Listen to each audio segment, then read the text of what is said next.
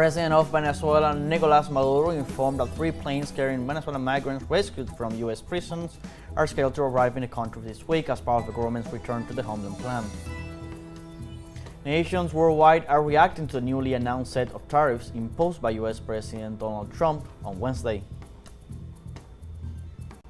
And Israel killed at least 40 Palestinians, including 9 children, in less than 12 hours amid continuing famine and humanitarian blockade.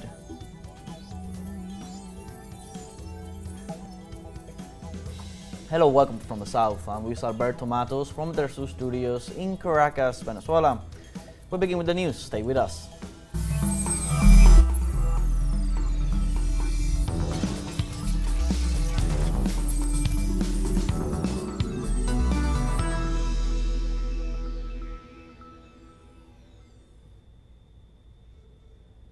The president of Venezuela, Nicolas Maduro, informed that 3 planes carrying Venezuelan migrants rescued from U.S. prisons are scheduled to arrive in the country this week as part of the government's return to the homeland plan. During the re-inauguration ceremony of the Dr. Eudoro Gonzalez Hospital in the state of La Guaira, President Nicolas Maduro welcomed the massive mobilizations called by the Venezuelan people in solidarity, rejection, and condemnation of the kidnapping of Venezuelan migrants in the United States and El Salvador. The head of state emphasized that more than 500 Venezuelans will be rescued from prisons where many have been detained for more than a year. In this sense, he denounced the crime against humanity represented by this aggression against the Venezuelan people by the regimes of Nayib Bukele and Donald Trump, which violates human rights and international law.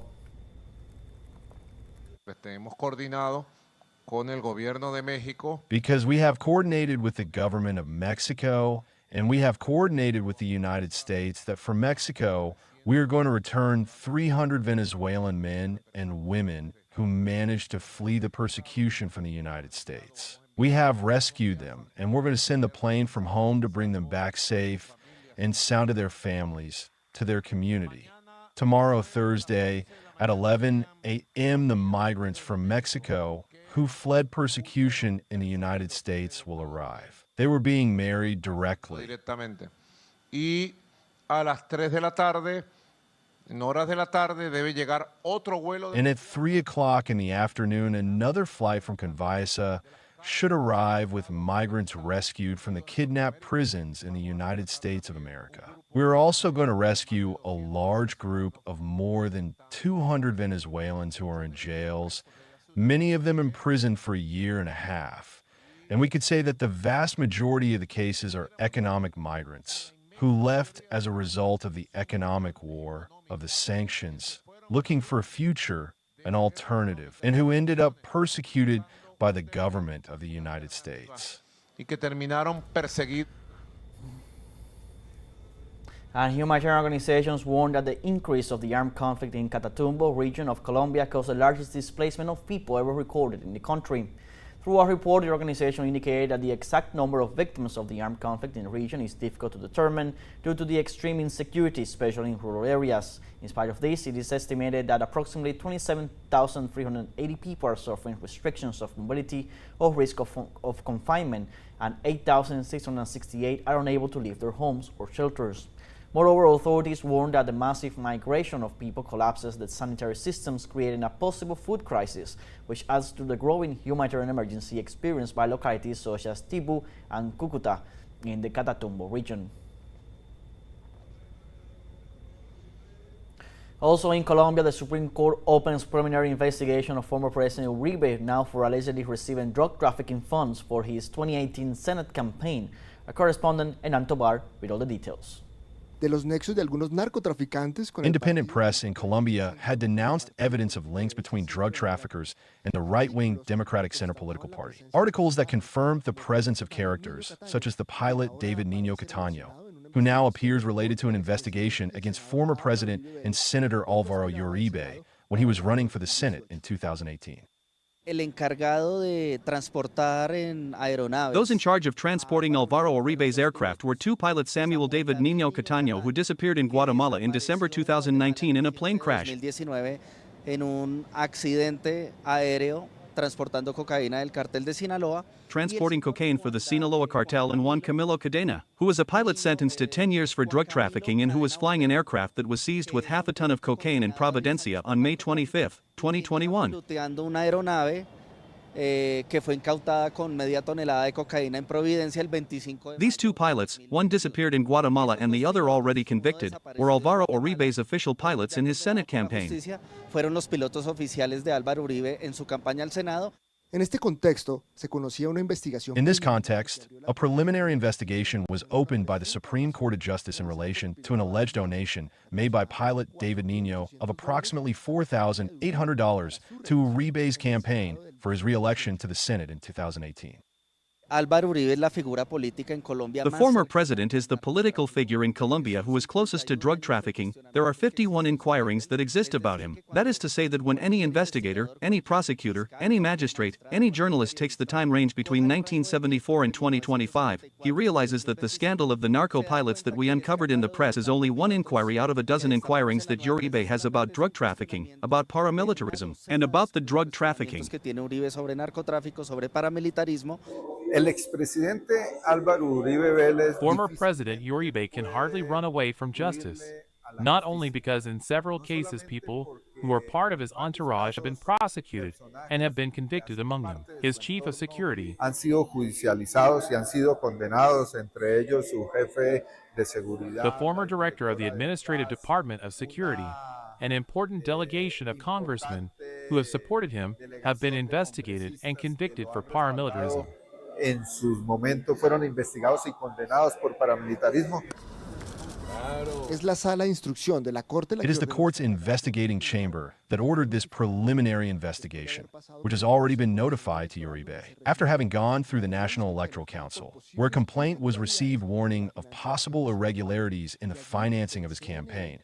From there, the National Electoral Center referred the case to the prosecutor's office delegated to the High Court, and in October last year it went to the Supreme Court. Y lo que hace esta indagación es con What this investigation does is that with the body of investigators, which is quite complete, and where technology allows to investigate at the electronic level, communications, mobilizations, radars, locomotion sites, places of permanence, all this is allowed by technology. It is to know if he received that money and if that person is indeed linked to drug trafficking.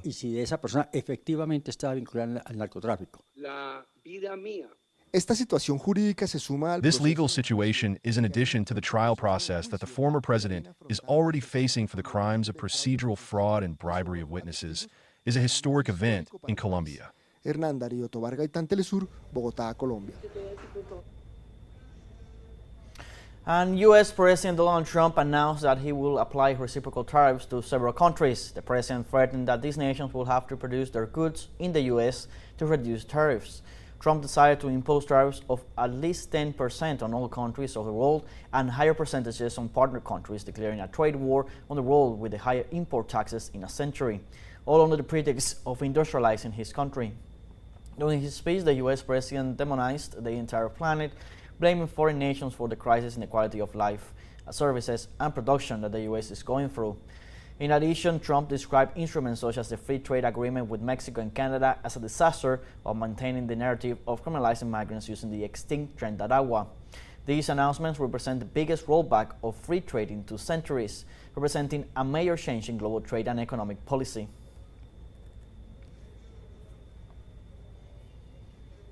And the president of Venezuela, Nicolás Maduro, dedicated a few minutes in the middle of an agenda that prioritizes the growth of the country and the rescue of Venezuelan migrants persecuted by regional extremists to refer to the new announced U.S. tariffs. In this regard, the head of state assured that Washington has declared an economic war on the world with the help and alliance, in the specific case of the Bolivarian nation, of extreme right leader Maria Corina Machado. He denounced how those radical sectors promote foreign punishments and damage against Venezuela. In this context, the president emphasized that while some impose or promote sanctions against the country, the government's economic plan for the strengthening of production, supply, and export in different sectors is moving forward.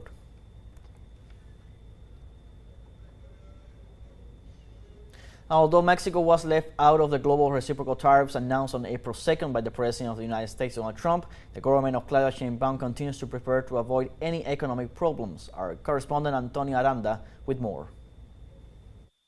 In view of the announcement of global tariffs by the United States government, President Claudia Sheinbaum stressed that the Mexico plan will be strengthened to avoid economic fluctuations and protect key industries, such as the automotive industry. Nuestro interés es el fortalecimiento de la economía. Our interest is in strengthening the Mexican economy, among others, the automotive industry. De fortalecimiento de la economía, en cualquiera de las circunstancias. Es el Plan México. We have a plan to strengthen the economy in any circumstance. It is the Mexico plan, and now we are going to strengthen it even more. We are not negative. Negativos. Sheinbaum detailed that controlling public debt and improving tax collection will help maintain a stable economy. México es de los países con menor deuda respecto. Mexico is one of the countries with the lowest debt regarding GDP of all the Organization for Economic Cooperation and Development. It is not that Mexico is getting more indebted, but rather that according to the exchange rate, the percentage of debt changes, because part of the debt, although not much, is foreign debt. Most of Mexico's debt is already in pesos. Externa, ya la mayoría de la deuda en México está en pesos. President Sheinbaum acknowledged that the change in U.S. economic policy will cause problems for all its trading partners. Porque el presidente de los Estados Unidos, que es la economía. When the President of the United States, which is the largest economy on the planet, decides to change policy, which is what President Trump is doing, well, obviously, and especially if it is trade policy. El presidente Trump, pues obviamente, y sobre todo si es la política comercial. It obviously has its impacts on the whole world. The issue is how strong your economy is to be able to address those impacts. Fuerte es tu economía para poder atender esos impactos. The Donald Trump administration exempted Mexico from the reciprocal tariffs that will go into effect on April 3rd. This is the result of ongoing high-level negotiations, says this specialist. The constant high-level business dealings between Mexico and the United States. And the latest negotiations, for example, the latest meetings that Marcelo Ebrard and some other Mexican government officials have had, and with high-level U.S. government officials, show an understanding and a good dialogue between the parties, so I don't think we should be surprised if nothing is announced tomorrow, at least on the part of the Mexican government.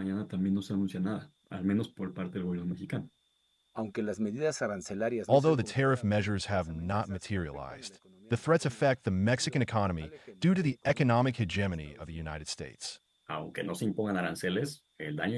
Even if tariffs are not imposed, the damage is already there. If we grow more than 1%, it will already be a lot of profit for the Mexican government, driven by Donald Trump's policies, but we also have a responsibility in Mexico. Impulsado por las políticas de Donald Trump, pero también tenemos bastante responsabilidad aquí adentro. President Claudia Sheinbaum will present this Thursday a comprehensive program to detail how she will work to further strengthen Mexico's economy. Antonio Aranda, TeleSUR, Ciudad de México. And Canadian Prime Minister Mark Carney has vowed to take strong countermeasures in response to U.S. President Donald Trump's sweeping new tariffs, which include significant levies on steel, aluminum, and automobiles. On Wednesday, Carney emphasized that these tariffs would directly impact millions of Canadians and alter the global trading system. He pledged to respond decisively and vigorously to protect Canadian workers and industries. Carney's administration has already imposed retaliatory tariffs on $30 billion worth of U.S. goods, including steel, aluminum, and consumer products like orange juice and wine.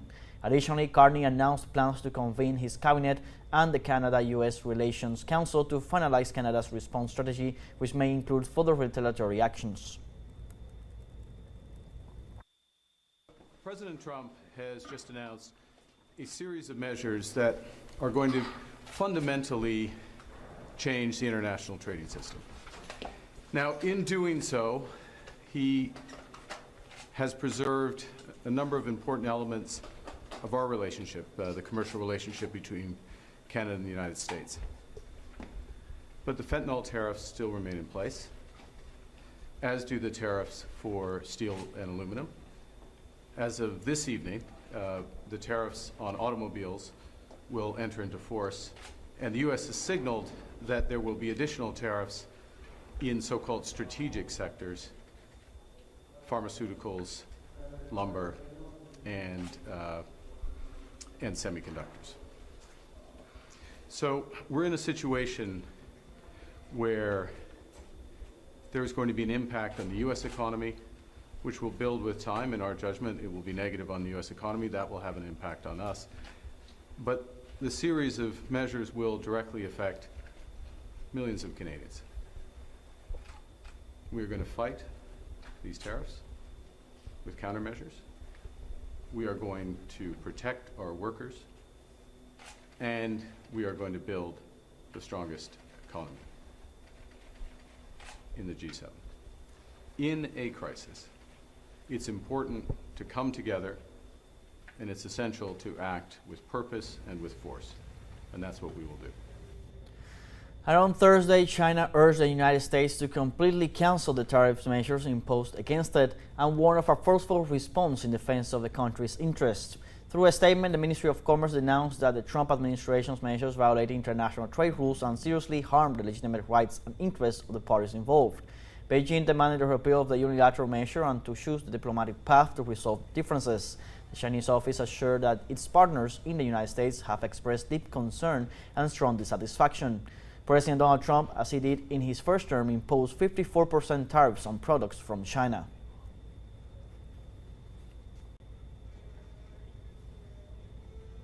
And in this context, the Chinese Ministry of Commerce spokesperson He Yaodong assured these measures hinder the production and supply chains between the U.S. and other regions and called on the Western government to jointly resolve concerns through dialogue. The U.S. measures artificially sever the production and supply chains between the U.S. and other regions. This neither contributes to the so-called national security nor helps the U.S. domestic industry. It will only highlight the unilateralism, protectionism, and bullying nature of the U.S. measures. The economic and trade departments of China and the U.S. have been maintaining communication. China is willing to exchange views with the U.S. on important issues in the economic and trade fields of the two countries and resolve their respective concerns through equal dialogue and consultation. Let's take now a break. Remember to visit us on our Facebook page at teleSUR English. There you'll be able to watch our top stories, special live coverage, and much more. Follow our page and activate the notification button to stay up to date on the world's most recent events. A break, and we'll be right back.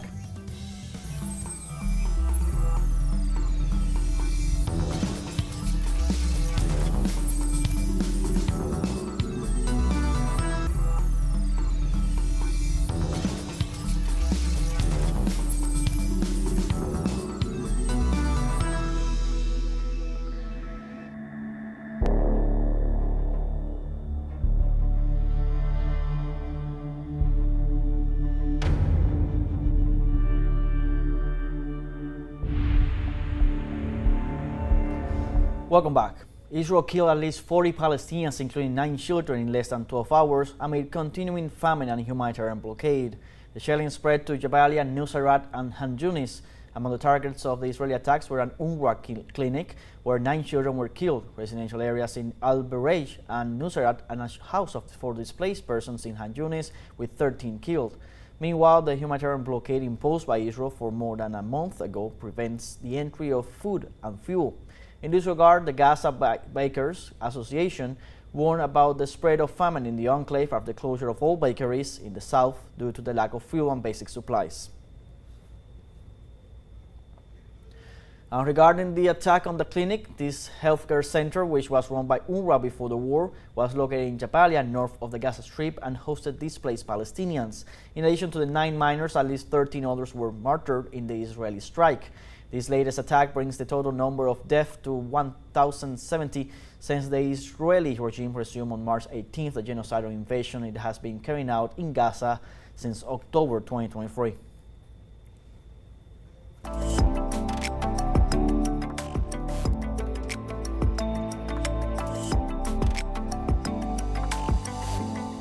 And in Spain, as part of Memory Barcelona Month, grandmothers of Plaza de Mayo have organized a Theatre for Identity performance in the Catalan capital. Let's see the details with our correspondent, Andrés Flores. Con Canto de Cigarras está escrita. Con Canto de Cigarras, written and performed by Marcela de Grande, directed by German Rodriguez. A performance of theater for identity organized by the Identity Network of Grandmothers of Plaza de Mayo in Barcelona takes place. Today we are here in Barcelona developing this activity of Theater for Identity, with the grandmothers of Plaza de Mayo to find more sisters and brothers, more granddaughters and grandsons of our beloved grandmothers of Plaza de Mayo.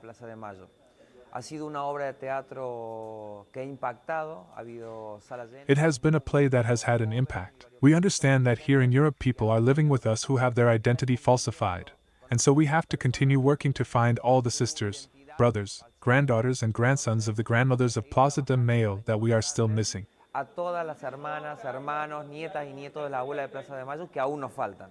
La obra trata sobre la última dictadura The play is about the last civil-military dictatorship in Argentina, which carried out a systematic extermination plan that involved the disappearance of 30,000 people, torture, baby theft, and the creation of clandestine detention centers. This play was born from the documentary Here We Are, filmed by Paula Romero, where there are 24 life stories of grandsons and granddaughters restituted by grandmothers of Plaza de Mayo. And the idea of the play was to show the three dimensions that are all the time articulated between the individual and family stories, and the great story, the story with a capital letter.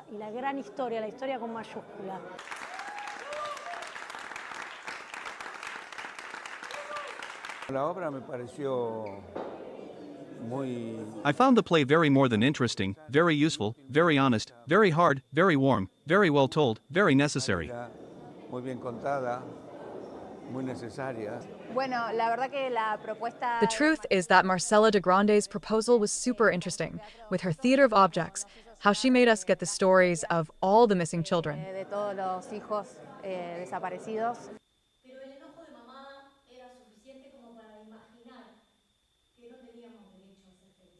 Fuera de Argentina, la Red por la Identidad. Outside of Argentina, the identity network of the grandmothers of Plaza de Mayo carries out acts and activities in different parts of Europe to continue finding grandchildren kidnapped during the dictatorship.